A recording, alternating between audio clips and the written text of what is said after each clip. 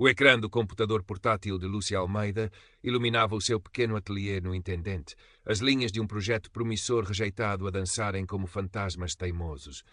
Eram quase 2 da manhã em Lisboa, mas o sono, esse visitante esquivo, recusava-se a entrar.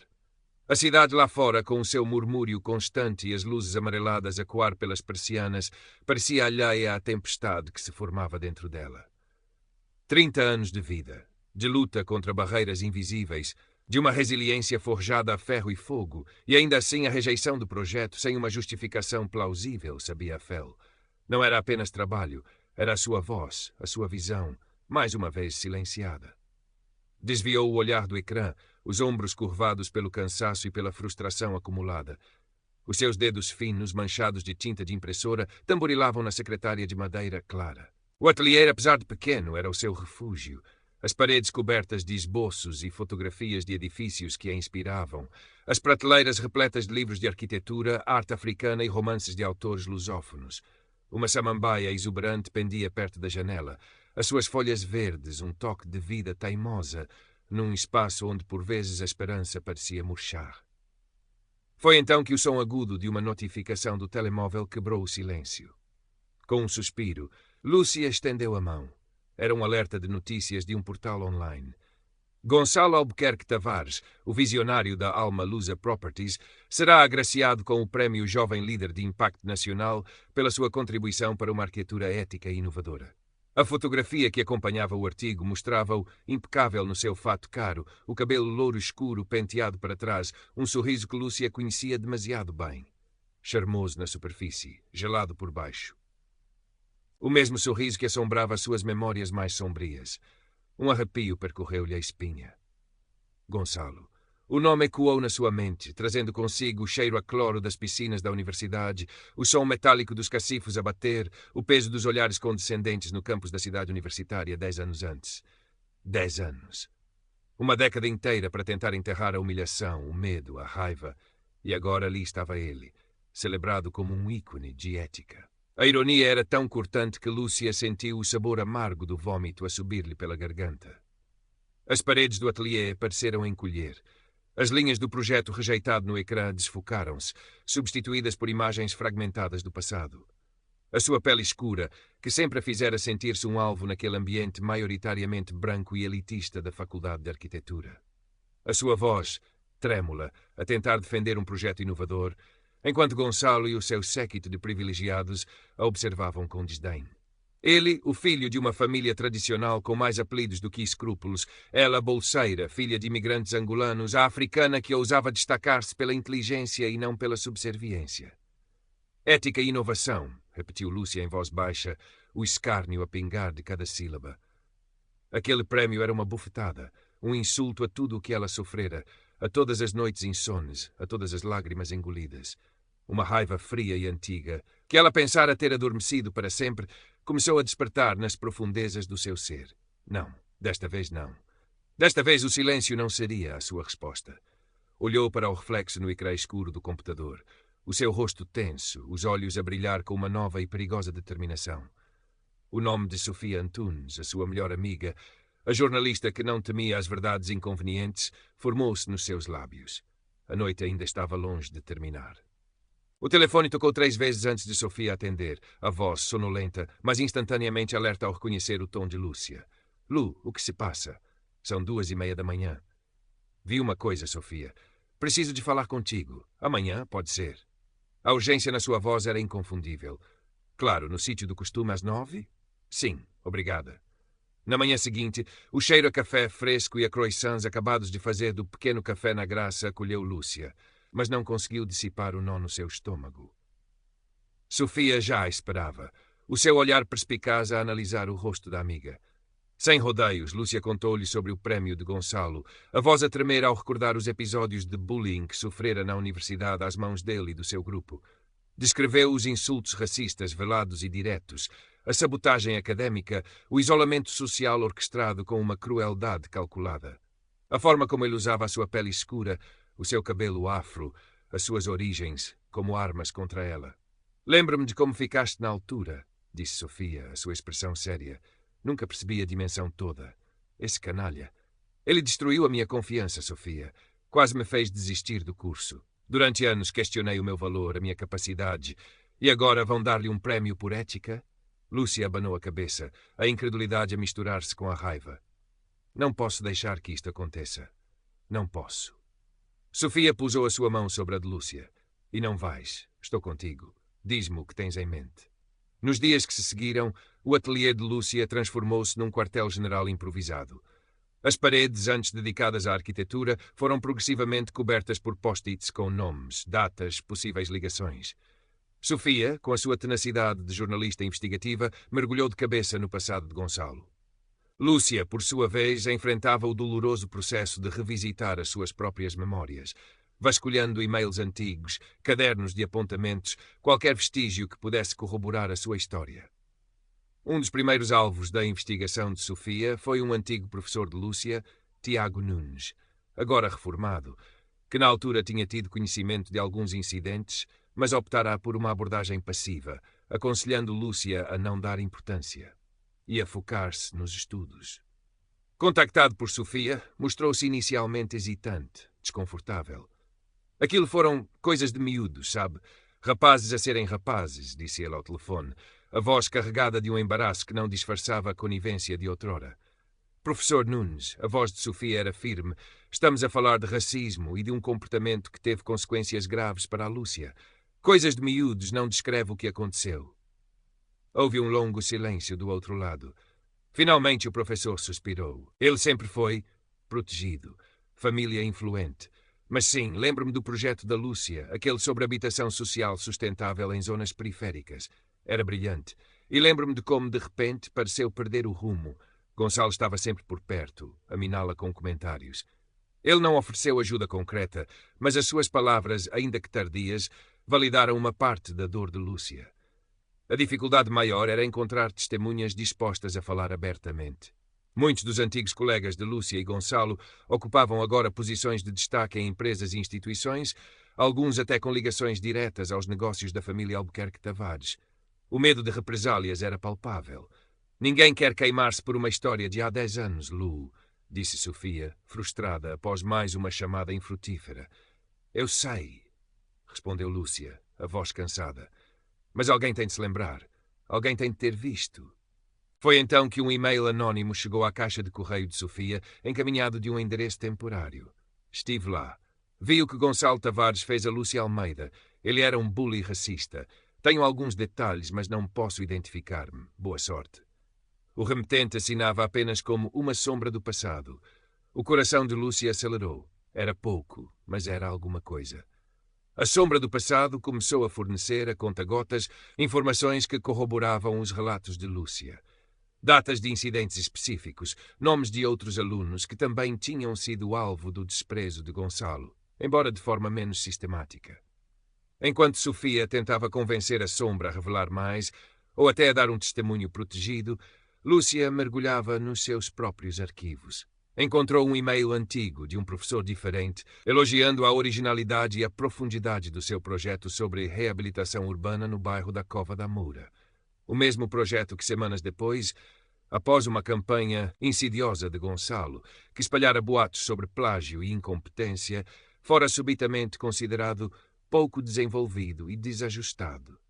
Encontrou um e-mail antigo de um professor diferente, elogiando a originalidade e a profundidade do seu projeto sobre reabilitação urbana no bairro da Cova da Moura.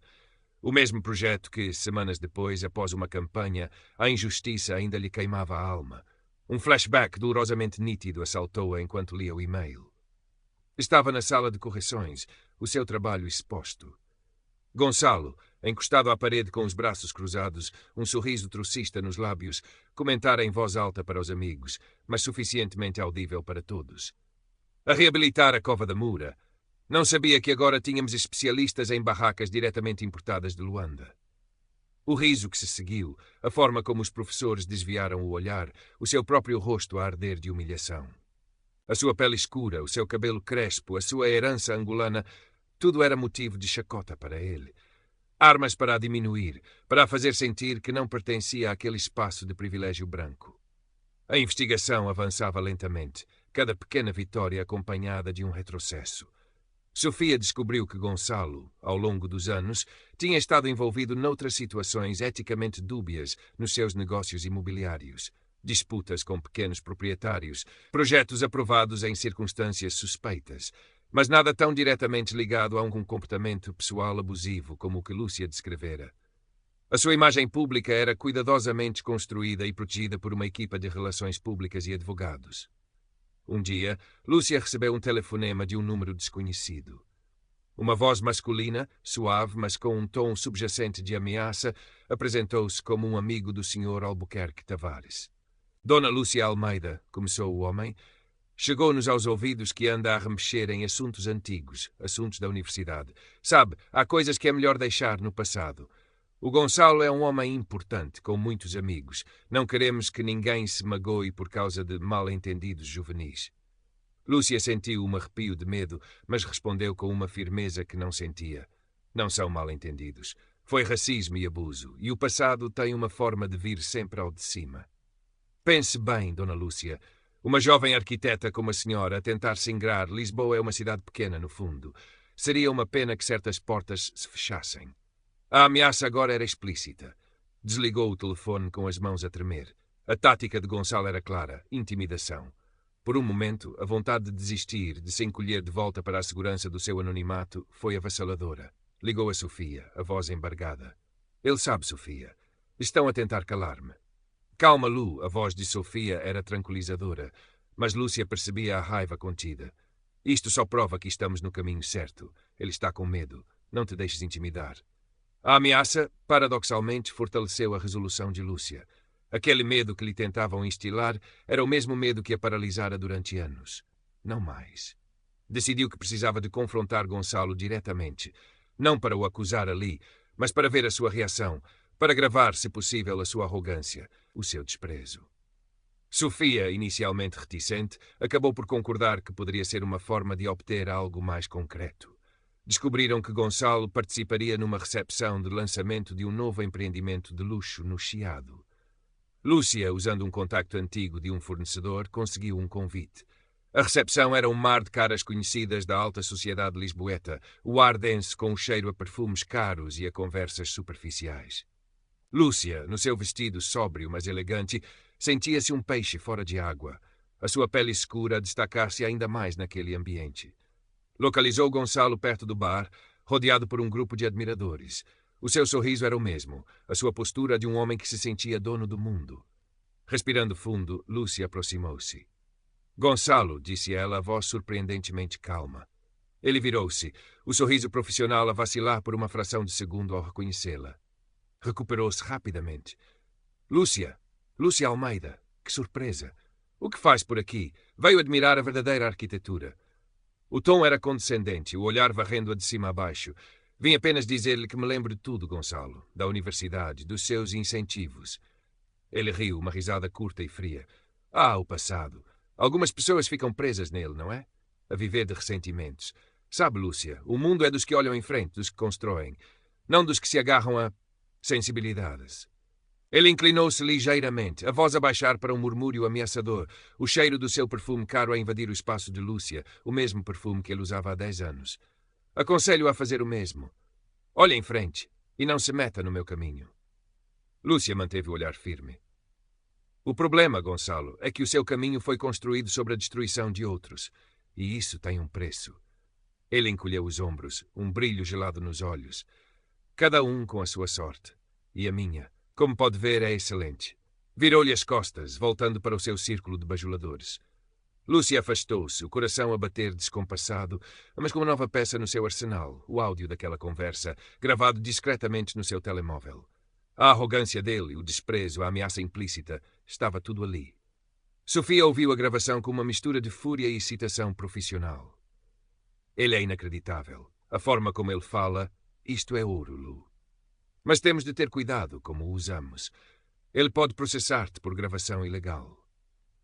Passaram os dias seguintes a delinear a estratégia. O artigo de Sofia seria a peça central, mas precisava de ser irrefutável, meticulosamente verificado. A sombra do passado, sentindo a urgência e talvez encorajado pela persistência delas, enviou mais alguns detalhes, incluindo a descrição de um episódio particularmente violento em que Gonçalo e os seus amigos tinham trancado Lúcia numa arrecadação escura do departamento de maquetes por mais de 1 hora, antes de uma entrega importante, enquanto lhe dirigiam insultos racistas e sexistas através da porta. Lúcia confirmou o episódio, as lágrimas a virem-lhe aos olhos ao recordar o pânico e a humilhação. Temos de o apanhar no momento em que ele se sentir mais invulnerável, disse Sofia. A cerimónia do prémio é perfeito. O plano era arriscado. Sofia publicaria o artigo momentos antes de Gonçalo subir ao palco para receber o prémio. Lúcia estaria presente na audiência. Tinham conseguido um convite através de um contacto de Sofia, num dos patrocinadores do evento, que após alguma persuasão e a promessa de um furo jornalístico, concordara em facilitar a entrada. A ideia não era que Lúcia fizesse um discurso, mas que a sua presença, após a publicação do artigo, forçasse uma reação, uma confrontação pública. A ansiedade de Lúcia crescia à medida que o dia da cerimónia se aproximava. Revivia os insultos, o medo, a sensação de ser invisível e, ao mesmo tempo, dolorosamente exposta. Mas por baixo do medo havia uma corrente de determinação que a surpreendia. Era por ela, pela jovem que fora esmagada, mas também por todas as outras Lúcias que tinham sido silenciadas. Na noite da cerimónia, o pátio da Galé, no terreiro do Paço, estava resplandecente. O brilho dos candelabros refletia-se nos vestidos de noite e nos smokings dos convidados. A elite de Lisboa reunira-se para celebrar os seus jovens líderes. Gonçalo Albuquerque Tavares era, sem dúvida, a estrela da noite. Circulava pela sala com a sua esposa, Inês, uma socialite loira e elegante, cujo sorriso parecia tão ensaiado quanto o do marido, recebendo cumprimentos e elogios. Lúcia, sentada numa mesa mais discreta com Sofia, observava-o. O seu coração batia tão forte que temia que todos o ouvissem. Usava um vestido simples, mas de um tecido africano vibrante, uma afirmação silenciosa da sua identidade. As suas mãos estavam frias e úmidas. Pronta? Sussurrou Sofia, apertando-lhe a mão por baixo da mesa. Lúcia respirou fundo. Tão pronta quanto é possível estar. Os discursos preliminares arrastaram-se. Finalmente, o mestre de cerimônias anunciou, com pompa e circunstância, o vencedor do prémio Jovem Líder de Impacto Nacional, Gonçalo Albuquerque Tavares. Os aplausos ecoaram pela sala enquanto Gonçalo se levantava, ajeitando o nó da gravata, o sorriso de triunfo no rosto. Inês olhava para ele com uma admiração que pareceu genuína a Lúcia. Enquanto Gonçalo subia ao palco, Sofia trocou um olhar com Lúcia e discretamente carregou no botão publicar no seu portátil. O artigo, a fachada de betão de Gonçalo Tavares, racismo e abuso na universidade, estava online. Incluía o testemunho detalhado de Lúcia, os excertos da gravação com as ameaças veladas de Gonçalo e as informações corroboradas pela sombra do passado. Links para o artigo foram enviados simultaneamente para todos os principais órgãos de comunicação social e para uma lista de influenciadores e figuras públicas presentes no evento. Gonçalo chegou ao pódio, ajustou o microfone e começou o seu discurso. É com enorme humildade e um profundo sentido de responsabilidade que recebo este prestigiado galardão. Falava de ética, de meritocracia, de um Portugal que se construía com base na igualdade de oportunidades.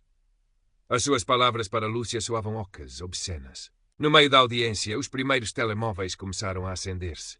Um murmúrio discreto começou a propagar-se, como uma onda. Alguns convidados franziam o sobrolho, outros trocavam olhares chocados. Inês, a esposa de Gonçalo, que estava na primeira fila, pareceu confusa com a agitação. Alguém próximo mostrou-lhe algo no ecrã de um telemóvel. A cor abandonou o seu rosto. Gonçalo, ainda a discursar, pareceu não notar a mudança no ambiente, ou talvez a ignorasse, imerso na sua própria retórica. Porque acredito que só com integridade e respeito mútuo podemos verdadeiramente construir um futuro melhor para todos os portugueses, independentemente da sua origem. Foi nesse momento, aproveitando uma pausa no discurso de Gonçalo, que Lúcia se levantou. Não havia tremor na sua voz, apenas uma clareza fria e cortante. Senhor Gonçalo Tavares, a sua voz ecoou pelo sistema de som, pois um técnico de som simpático, a Sofia havia deixado um microfone de mão perto da mesa delas. Todas as cabeças se viraram na sua direção. O silêncio caiu sobre a sala, pesado e expectante. A ética e o respeito que o senhor apregoa não se estenderam a mim quando fomos colegas na universidade. Os holofotes, hesitantes por um instante, encontraram Lúcia. Ali estava ela, uma mulher negra, sozinha, de pé no meio daquela assembleia de poder e privilégio, a sua figura contrastando com o brilho dourado da sala. Gonçalo, no palco, parou de falar. O seu sorriso congelou, os olhos fixos em Lúcia com uma expressão de incredulidade que rapidamente se transformou em fúria contida. "O meu nome é Lúcia Almeida", continuou ela, a voz a ganhar força. "E há 10 anos na Faculdade de Arquitetura fui vítima do seu racismo, da sua misoginia e do seu abuso de poder. O senhor e os seus amigos tornaram a minha vida um inferno, com insultos, com sabotagem, com a tentativa constante de me fazer sentir que eu não pertencia, que a minha pele e o meu cabelo, as minhas origens eram um defeito." Um arquejo coletivo percorreu a sala. Inês, a esposa de Gonçalo, levou a mão à boca, os olhos arregalados, fixos em Lúcia e depois suplicantes no marido. "As suas palavras sobre igualdade de oportunidades são uma farsa", prosseguiu Lúcia, o olhar cravado em Gonçalo. "O senhor construiu o seu sucesso sobre a arrogância do privilégio e o silenciamento daqueles que considera inferiores. Este prémio, nas suas mãos, é uma mancha na integridade de quem verdadeiramente luta por um Portugal ético e inclusivo." Gonçalo tentou intervir. "Isto é um absurdo, uma calúnia. Esta senhora está claramente desequilibrada." Mas a sua voz foi abafada pelo burburinho crescente. Os jornalistas presentes, já alertados pelo artigo de Sofia, avançavam com os seus microfones e câmaras. Flashes disparavam.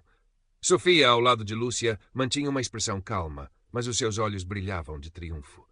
"Eu tenho provas do que digo, Sr. Tavares", afirmou Lúcia, a voz a sobrepor-se ao tumulto.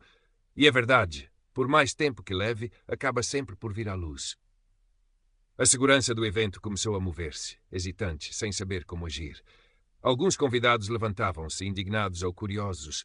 Outros pegavam nos seus telemóveis, lendo freneticamente o artigo de Sofia, os rostos a espelhar choque e incredulidade. A fachada de Gonçalo Albuquerque Tavares estava a ruir em direto, perante a elite que tanto se esforçara por impressionar. O seu rosto, antes bronzeado e confiante, estava agora pálido, manchado de vermelho pela raiva e pela humilhação. A transmissão online do evento fora abruptamente cortada, mas tarde demais. O escândalo já explodira. Nos dias que se seguiram, a Fire Tavares, como ficou conhecida nos media, dominou as conversas em cafés, escritórios e redes sociais. O artigo de Sofia tornou-se viral e a corajosa intervenção de Lúcia foi partilhada milhares de vezes. A organização do Prémio Jovem Líder de Impacto Nacional emitiu um comunicado vago, anunciando a suspensão temporária da atribuição do galardão a Gonçalo, enquanto se apuravam os factos.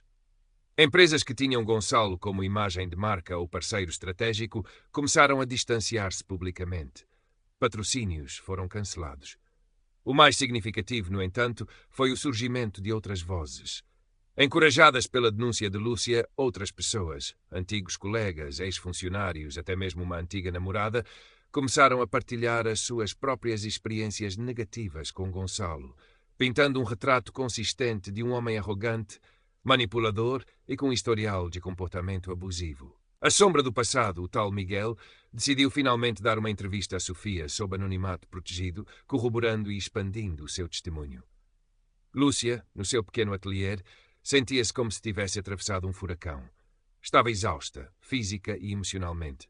Nos primeiros dias, mal conseguiu sair de casa, assoberbada pela atenção mediática e pelas mensagens que inundavam as suas redes sociais. Havia, claro, os ataques, os comentários racistas e sexistas que a acusavam de inveja, de oportunismo, de querer destruir um homem de bem. Mas eram largamente superados pelas ondas de apoio. Mensagens de outras mulheres negras, de imigrantes, de pessoas que tinham sofrido bullying ou discriminação e que viam em Lúcia um símbolo de coragem e resiliência. Sofia era uma presença constante, filtrando os contactos, protegendo Lúcia da pior parte da tempestade. Mas também partilhando com ela as vitórias. "Conseguimos, Lu. As pessoas estão a ouvir, estão a acreditar em ti." O professor Tiago Nunes ligou a Lúcia. "Queria pedir-lhe desculpa", disse ele, a voz embargada, "por não ter feito nada na altura, por ter sido cobarde. A sua coragem hoje envergonha-me, mas também me inspira." Lúcia aceitou as desculpas. Não havia rancor no seu coração, apenas um cansaço profundo e uma tênue sensação de alívio. A justiça, percebia ela, não apagava a dor do passado, mas abria espaço para a cura. Quanto a Gonçalo, o seu mundo desmoronava-se. Foi visto a sair apressadamente de reuniões, o rosto sombrio. Inês, a sua esposa, desaparecera da vida social e os rumores de uma separação iminente eram insistentes. Os negócios da Alma Lusa Properties sofreram um golpe duro. A fachada de jovem líder ético estava irremediavelmente destruída. Numa breve e desastrosa declaração à imprensa, tentou desmentir as acusações, chamando a Lúcia ressentida e as outras alegações infundadas, mas a sua arrogância soou a desespero. Numa tarde cinzenta de outono, semanas após o escândalo, Lúcia estava no seu ateliê, a olhar para a chuva que fustigava a janela. O rebuliço mediático acalmara. Sofia entrara, trazendo consigo 2 cafés quentes e um exemplar do jornal onde o seu mais recente artigo de seguimento sobre o caso Tavares ocupava a primeira página. Ele está acabado, Lu, disse Sofia, pousando o jornal na secretária. Pode não ir preso, pode até tentar reconstruir alguma coisa com o dinheiro da família, mas a sua reputação, a sua credibilidade foram-se. Lúcia assentiu lentamente. Não sentia euforia, nem mesmo um triunfo amargo. Sentia paz. Uma paz frágil, mas real. Olhou para os seus próprios projetos de arquitetura no ecrã do computador, projetos que agora pareciam ter mais espaço para respirar, para crescer. Nos meses que se seguiram, Lúcia Almeida sentiu uma mudança subtil, mas profunda na sua vida. A exposição do caso Tavares, embora traumática em muitos aspectos, também lhe trouxera um reconhecimento inesperado. Não o reconhecimento que Gonçalo cobiçava, construído sobre falsidades, mas um respeito genuíno pela sua coragem e integridade. Começaram a surgir convites para palestras sobre ética na arquitetura, sobre a importância da diversidade e da inclusão nos meios profissionais. Novos clientes, atraídos não só pelo seu talento, mas também pela sua história de resiliência, procuraram os seus serviços. Um dia, recebeu um e-mail de uma organização não governamental que trabalhava com comunidades imigrantes em Lisboa. Tinham um terreno cedido pela Câmara Municipal num bairro periférico, outrora problemático, e queriam construir um centro comunitário, um espaço de convívio, aprendizagem e apoio. Queriam que Lúcia liderasse o projeto. O coração de Lúcia encheu-se de uma emoção que há muito não sentia, um entusiasmo puro, uma alegria criativa. Aquele era o tipo de arquitetura em que acreditava, uma arquitetura que servia às pessoas, que promovia a dignidade e a coesão social. Lembrou-se do seu projeto universitário sobre a Cova da Moura, aquele que Gonçalo tentara ridicularizar.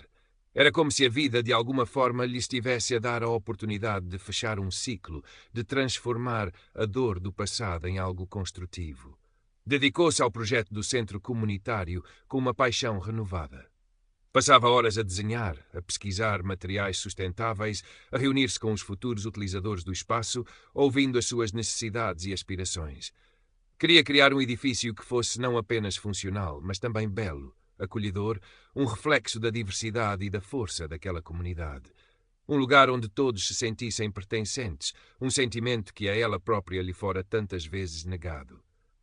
Sofia continuava a ser a sua rocha, a amiga com quem partilhava os triunfos e as inseguranças. Juntas celebravam cada pequena vitória. O jornalismo de Sofia também ganhara nova projeção. A sua investigação sobre o caso Tavares valera-lhe um prémio de jornalismo de investigação, e ela usava essa plataforma para continuar a dar voz aos silenciados. Quanto a Gonçalo Albuquerque Tavares, a sua queda fora tão vertiginosa quanto a sua ascensão parecera meteórica. A Alma Lusa Properties entrou num processo de reestruturação profunda, com a família a tentar desesperadamente salvar o que restava do império. Inês pedira o divórcio. Gonçalo desaparecera da vida pública, refugiando-se, dizia-se, numa propriedade da família no Alentejo, longe dos olhares curiosos e acusadores de Lisboa. Por vezes, Lúcia via uma notícia fugaz sobre ele num canto de jornal. Um processo judicial intentado por um antigo sócio. Uma nova investigação sobre licenças de construção duvidosas. Ele já não era o centro do seu universo, nem mesmo uma sombra persistente. Tornara-se o que sempre deveria ter sido. Uma nota de rodapé na sua história, um exemplo sombrio do que ela superara. Um ano após a noite da cerimónia, Lúcia encontrava-se no terreno onde o centro comunitário começava a ganhar forma. As fundações estavam lançadas, as primeiras paredes erguiam-se fortes e promissoras sob o sol primaveril de Lisboa. Crianças do bairro corriam à volta, curiosas, os olhos a brilhar de antecipação. Um grupo de mulheres mais velhas, sentadas em bancos improvisados, conversava animadamente em crioulo e português. partilhando ideias para as futuras atividades do centro. Lúcia sentiu uma lágrima rolar-lhe pelo rosto. Não era uma lágrima de tristeza nem de raiva. Era uma lágrima de plenitude, de gratidão. Olhou para as suas mãos, as mãos que desenhavam edifícios, que construíam sonhos. Mãos de uma mulher negra arquiteta, filha de Angola, cidadã de Lisboa. Mãos que tinham sido desprezadas, mas que agora moldavam o futuro. Lembrou-se da frase de Gonçalo, dita com tanto desdém. Ninguém quer uma arquiteta que parece que acabou de sair da selva. Um sorriso tênue curvou-lhe os lábios. Talvez ele tivesse razão, à sua maneira distorcida. O mundo dele, o mundo da exclusão e do preconceito, certamente não a queria. Mas o mundo real, o mundo que ansiava por beleza, por justiça, por humanidade, esse mundo precisava dela. Precisava da sua voz, da sua visão, da sua força. Sofia chegou nesse momento, trazendo um termo com café e uns pastéis de nata. Sentaram-se juntas a observar a azáfama da construção, o burburinho da comunidade. Conseguiste, Lúcia, disse Sofia, voz embargada de orgulho. Olha para isto. É teu. É nosso. Lúcia encostou a cabeça ao ombro da amiga. Sim, sussurrou ela. Conseguimos. O caminho fora longo e doloroso. As cicatrizes do passado ainda lá estavam, esbatidas mais presentes, como um lembrete da sua jornada. Mas já não doíam com a mesma intensidade. Tinham-se transformado em algo mais. Um testemunho da sua resiliência, da sua capacidade de transformar a dor em força, a injustiça em inspiração. A justiça tardia chegara, não como um trovão de vingança, mas como o florescer sereno de uma nova esperança, construída tijolo a tijolo, tal como o centro comunitário que se erguia à sua frente, um farol de pertença no coração da cidade. E Lúcia Almeida, a arquiteta que um dia se sentira deslocada, estava finalmente em casa. Os anos que se seguiram foram de trabalho árduo e reconhecimento crescente para Lúcia. O centro comunitário tornou-se um marco no bairro, um espaço vibrante que transformou vidas e inspirou outros projetos semelhantes pela cidade. A sua abordagem à arquitetura, que combinava rigor técnico com uma profunda sensibilidade social e cultural, começou a ser notada internacionalmente. Recebeu prémios. Desta vez, prémios que honravam verdadeiramente a ética e a inovação, e foi convidada para dar aulas em universidades de prestígio, partilhando a sua experiência e a sua visão com uma nova geração de arquitetos. Nunca se esqueceu do que passara, mas o trauma já não a definia. Usava a sua plataforma para falar abertamente sobre as questões do racismo e da discriminação no meio académico e profissional, incentivando outras vozes minoritárias a não se deixarem silenciar. Tornou-se mentora de jovens arquitetas negras, ajudando-as a navegar um sistema que ainda era, em muitos aspectos, hostil e excludente. Sofia, por seu lado, continuou a sua carreira de jornalista de investigação, expondo injustiças e dando voz aos sem voz. A sua amizade com Lúcia permaneceu um pilar fundamental na vida de ambas. Uma aliança forjada na adversidade e cimentada pelo respeito e admiração mútuos. Certa tarde, Lúcia estava no seu ateliê, agora maior e mais luminoso, situado num edifício reabilitado na Baixa Pombalina, a trabalhar num novo projeto, um museu dedicado à história da diáspora africana em Portugal. A luz dourada do fim da tarde lisboeta entrava pelas janelas altas, iluminando os seus esboços. O telefone tocou. Era Sofia. Lu, não vais acreditar nisto. Lembras-te do Miguel? A sombra do passado? Claro que me lembro. O que foi? Ele contactou-me. Parece que o Gonçalo Tavares anda a tentar limpar a imagem. Uma grande doação a uma instituição de caridade duvidosa. Umas entrevistas ensaiadas a falar de segundas oportunidades e erros da juventude. O Miguel soube que ele anda a sondar o terreno para voltar aos negócios, talvez até à política. Lúcia ficou em silêncio por um momento, a observar a poeira a dançar nos raios de sol. Uma sombra de cansaço passou pelo seu rosto, mas desapareceu rapidamente, substituída por uma expressão de calma determinação. Ele tem o direito de tentar, Sofia, e nós temos o dever de nos lembrarmos e de lembrar os outros. Então, perguntou Sofia, vamos atrás dele outra vez? Lúcia sorriu. Um sorriso que continha a sabedoria de quem já lutara e vencera, mas que também conhecia a persistência da injustiça. Não, Sofia. Não precisamos de ir atrás dele. A nossa vitória não foi destruí-lo, foi construirmos-nos a nós próprias, apesar dele. O que ele faz agora, a forma como a sociedade reage, isso já não nos pertence da mesma maneira. A verdade está dita. As pessoas sabem. Se ele tentar voltar como se nada tivesse acontecido, a memória coletiva que nós ajudamos a despertar, será o seu maior obstáculo. Ela olhou para os seus desenhos, para o projeto do museu que contaria as histórias de tantos outros que, como ela, tinham lutado por um lugar, por dignidade. O nosso trabalho agora é outro, Sofia. É continuar a construir, a criar espaços onde a ética não seja uma fachada, mas um alicerce, onde ninguém se sinta como eu me senti. Sofia compreendeu. Havia uma serenidade na voz de Lúcia, uma força que ia para além da raiva ou da necessidade de vingança. Era a força de quem encontrar o seu propósito. A inauguração do Museu da Diáspora Africana foi um evento marcante em Lisboa. O edifício projetado por Lúcia era uma obra de arte em si mesmo, uma fusão harmoniosa de modernidade e tradição, com espaços que convidavam à reflexão e ao diálogo. No seu discurso inaugural, Lúcia não mencionou Gonçalo Tavares. Falou da importância da memória, da resiliência, da beleza da diversidade. Falou do poder da arquitetura para curar feridas e construir pontes. Enquanto falava, viu na audiência rostos de todas as cores, de todas as origens. Viu jovens estudantes de arquitetura a olhá-la com admiração, especialmente as jovens negras, que viam nela um exemplo do que era possível. Viu a sua mãe e o seu pai, os olhos a brilhar de orgulho. E viu Sofia sorrir-lhe, a sua cúmplice de sempre. Naquele momento, Lúcia Almeida soube que a justiça tardia que tanto buscara não era apenas sobre a queda de um homem, mas sobre a ascensão de muitos. Era sobre transformar a dor individual numa força coletiva.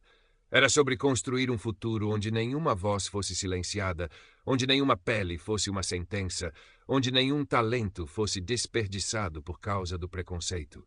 E essa construção, ela sabia, era um projeto para toda a vida. Um projeto que valia cada linha desenhada, cada obstáculo superado, cada sonho realizado. Lúcia continuou a sua caminhada, deixando uma marca indelével na paisagem arquitetónica e social de Portugal. Os seus projetos eram celebrados não apenas pela sua estética inovadora, mas pelo profundo humanismo que os imbuía. Ela provou que era possível ser bem-sucedida sem comprometer os seus valores, que a integridade e o talento podiam, de facto, prevalecer sobre o privilégio e a arrogância. Houve ainda momentos de desafio, claro. O racismo e o sexismo não desapareceram por magia. Mas Lúcia já não os enfrentava sozinha, nem com o mesmo medo paralisante de outrora. Tinha a sua voz, a sua comunidade, as suas conquistas como escudo e como arma. E tinha a certeza interior de que a sua história e as histórias de tantos outros como ela eram parte de uma narrativa maior.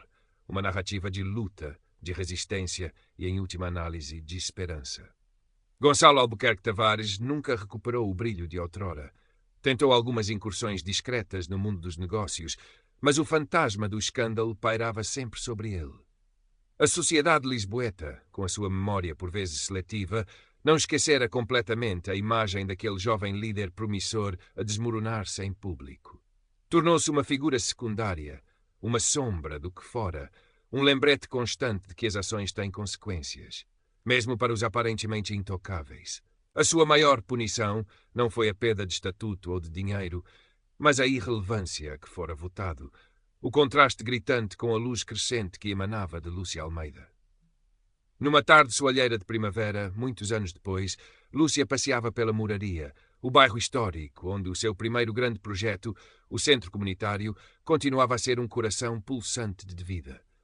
As crianças que brincavam à sua volta quando as obras começaram eram agora adolescentes, jovens adultos, muitos deles envolvidos nas atividades do centro, encontrando ali um espaço de crescimento e oportunidade. Uma jovem estudante de arquitetura, negra como Lúcia, aproximou-se dela com timidez, um caderno de esboços na mão.